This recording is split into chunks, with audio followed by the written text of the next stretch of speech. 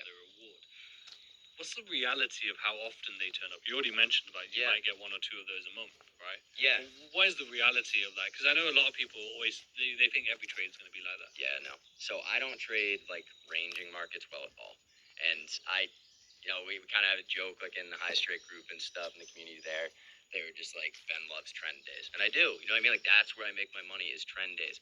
Ranging sideways markets, small movements in the S&P 500.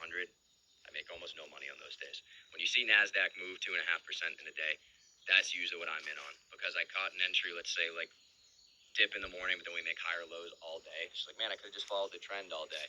Those are the days I make my money. On the days that we don't get a very clear trend, I don't do very well. I don't make a lot of money, right? It might be a lot of break-even stop outs or, actual losses, of course, too. That's typically when I see myself losing a lot are those range days. So I would say when you see big movements on indexes, just like a pure trend day, that's usually me. Those are my big days. That's what I catch. So, yeah, a couple G's kill me in my strategy. Kill me. So whenever I see like a doji starting to print, I'll typically be like, all right, I'm sizing down or I'm just not trading today. Because I know for me and my strategy, like weekly doji prints, not kind to me. Not kind to me in my strategy. I like that. I like that you mentioned that in terms of the weekly time frame, because even as someone who's sort of day trading, scalping in between. I don't know how I wasn't before. Because like before everything feels like it was guesswork before. Well, like yes, I was building a strategy similar to what I use now. You know what I mean? Focused on the hourly time frame mostly. Just the weekly now again, it points out to me like, ooh, I might get the opportunity I'm looking for. I don't know if it'll be Tuesday, Wednesday, Thursday, but like it's coming this week based on the weekly chart. Cool, I need to lock in because again, this is going to line up well with me and my strategy this week. That is what trades necessarily. I think just taking less losers. Yeah. So therefore, and I've always said this. I've always said the best thing a trader can do is learn how to take less trades and make more profit. Right. And how do you do that? You just literally stop taking the shit trades that are causing many losses. Yeah. Right? And how do you do? And it's so easy to be said. I know someone's gonna be sat there like, yeah, it's so easy to be said, really. Yeah. But the reality is like if you just learn the common mistakes you make or the areas that go against your plan, or a lot of the time, unfortunately, right, and instantly you've taken less trades but made more money, not because you took more winning trades, but you've just taken less losses. So imagine, let's say per month you take 10 trades and you take 4 losses, or let's say you take 6 losses and 4 wins, right? Before those losses were actually invalid or just because you were looking at lower time frames. Suddenly you've taken that and you risk 1%. Suddenly you've made 4% more. Not by taking more trades, but just because you took 4 less losses. Yeah.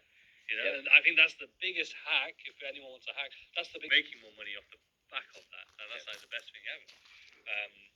But obviously it requires a certain mindset to action that. Yeah, for yourself, and that's what I mean for me. If I see a weekly doji print, then you were better at the trends versus the range. Just looking at where my profits were. You know what I mean? Like, legitimate. Nice thing is data collection. Yes, yeah. Which again, prop firms really got me to obviously dashboard. That's really when I started getting. I wouldn't say I'm obsessed with stat tracking, but like I was like, okay, where's my most profitable day? Why the hell did I lose so much money on that day? Like, what was I doing?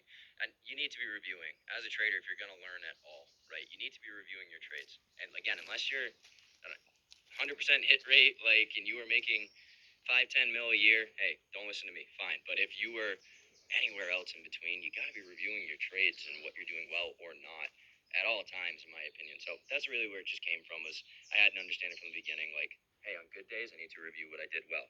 On bad days, I need to review it, especially being, a day trader, not a scalper. My average trade being 2 hours.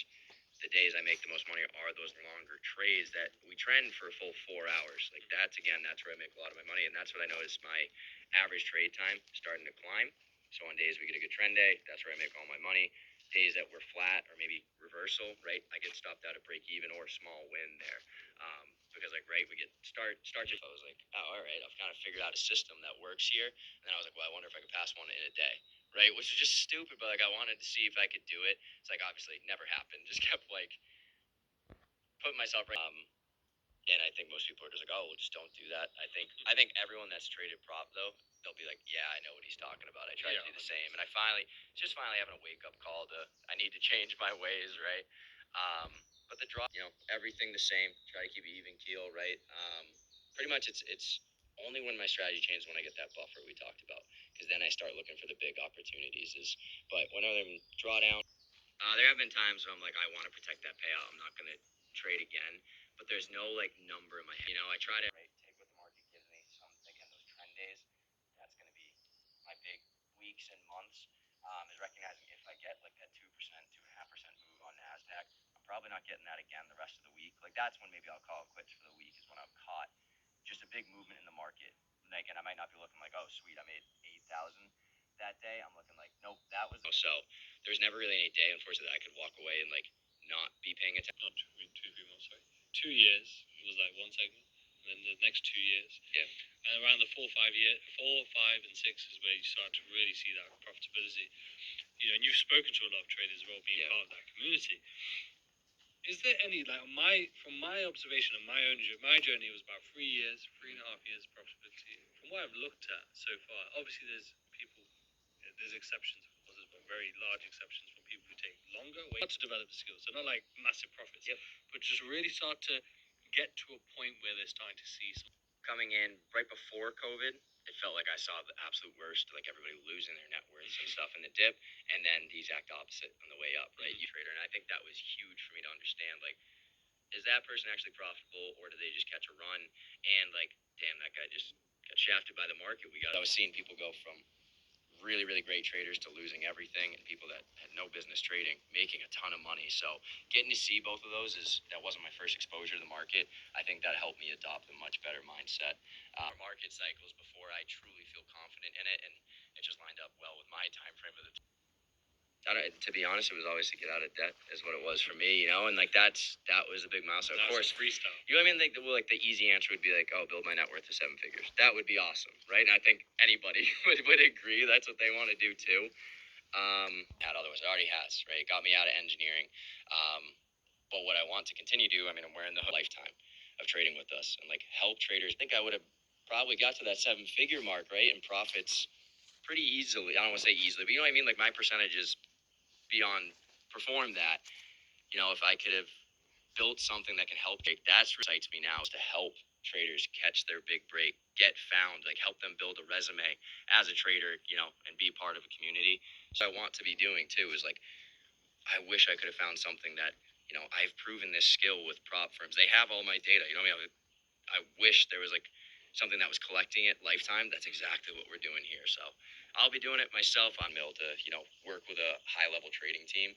That's what I want, and that's what we're trying to build now. So you're saying that the funded traders on the funded stage through Alpha Futures, for example, they will, when they're funded, they will for you. So whether it be, you actually want to keep trading, or it's just showing, hey, this guy or girl understands market movements. Look, like they know what they're doing. Originally is like, hey, you're a U.S. trader, knows what he's doing. We're thinking about doing this project. What do you think?